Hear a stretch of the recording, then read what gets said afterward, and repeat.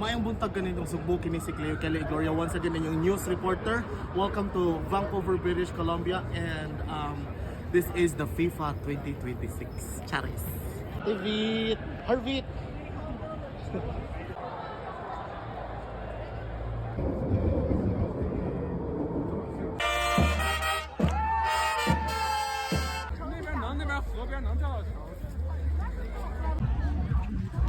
The big ball. Pit Senor! Vet!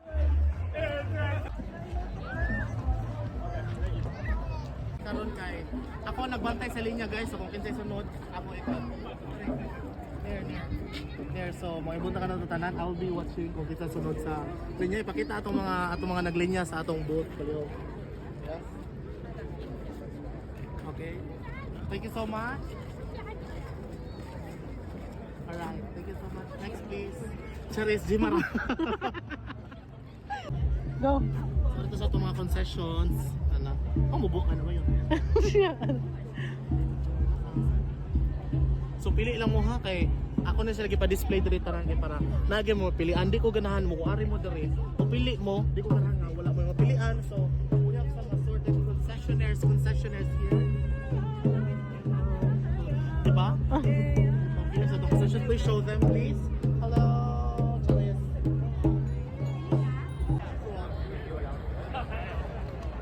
Dito na magduwaan ka ng FIFA.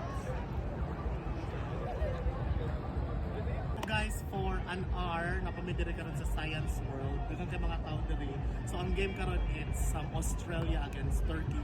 So, kung makita ninyo na yung mga tao nga daghan nag-yellow, they are Australia. Sa Australia na, ay katong mga nag-red mo to siya ang Turkey. Okay, so, napamidiri ka rin sa Science World. Dili mo kaso dito kami ticket. Alay lang sa gawas sis. Alay lang sa gawas. Alay lang.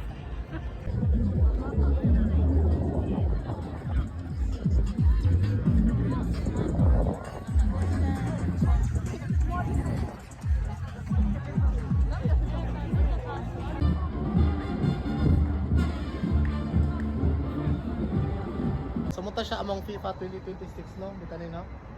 So mangulit mi kami ticket, ala lang sa ala lang.